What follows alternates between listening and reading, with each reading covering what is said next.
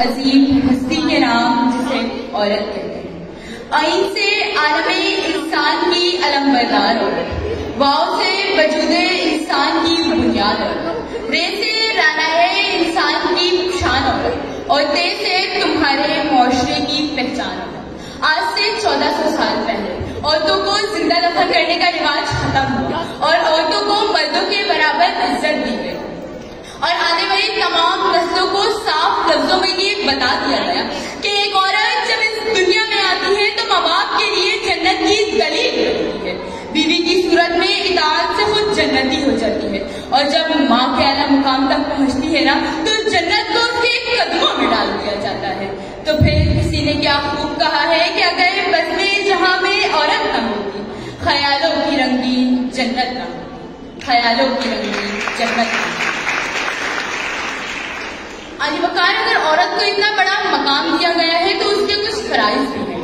باپ کے سر کی دستار، عورت کا کردار، شوہر کی عزت اور وقار، عورت کا کردار، گھرانوں کی عزت کو لگائے چاند یا کرے تار تار، عورت کا کردار، خاندانی غیرت کا معیار، عورت کا کردار. علی وقار مجھے بڑے افسوس کے ساتھ کہنا پڑ رہا ہے کہ ہمارے معاشرے میں جاہلیت آج بھی باقی ہے.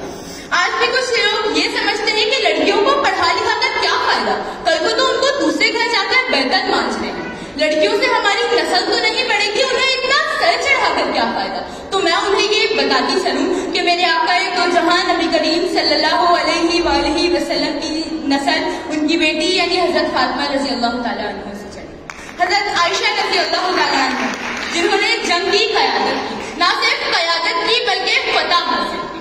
حضرت خدیجہ رضی اللہ تعالیٰ عنہ جنہوں نے اس دور میں بھی مردوں سے بہتر تجارت کی. تو پھر میں یہ کیوں نہ کہوں کہ ہم اس دنیا کی رونق ہیں، ہم سے ہی یہ دنیا جنت ہے. ہم مائیں، ہم بہنیں، ہم بیٹیاں، کھیتوں سے کھلیانوں تک، چولہے سے ملو مشینوں تک، جس راہ پہ ہمارے قدم پڑے اس راہ کی ہم تو عظمت ہے. ہم اس دنیا کی رونق ہیں، ہم سے ہی یہ دنیا جنت ہے، ہم سے ہی یہ دنیا جنت ہے.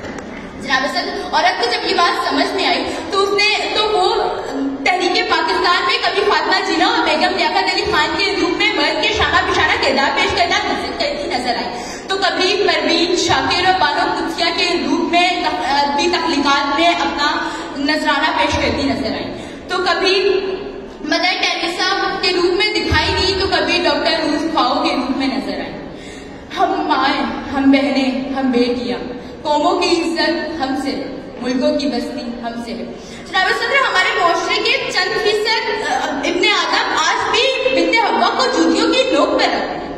وہ سمجھتے ہیں کہ عورت کچھ نہیں کر سکتی. تو میں انہیں یہ یاد دلاتی چلوں کہ کچھ تو احساس کر اس ذات کا جس کا نام ہے عورت، تو جس کا باپ بنے گا وہ ہے عورت، تو جس کا بھائی بنے گا وہ ہے عورت، تو جس کا بیٹا بنے گا وہ ہے عورت، تو جس کا شوہر بنے گا وہ ہے عورت، جس کے نام سے دنیا میں عورت، اس کا نام ہے عورت، اس کا نام ہے عورت. جناب صدر میں عورتوں کا حوصلہ مزید بلند کرتے ہوئے کہنا چاہوں گی کہ اے عورت تم ہی ہو جو بہترین تربیت سے مرد کو اس معاشرے میں اس کا مقام دلاتی ہو، اور وقت پڑنے پر اس کا دایاں بازو بن کر اس کے شانہ بشانہ کھڑی رہتی ہو.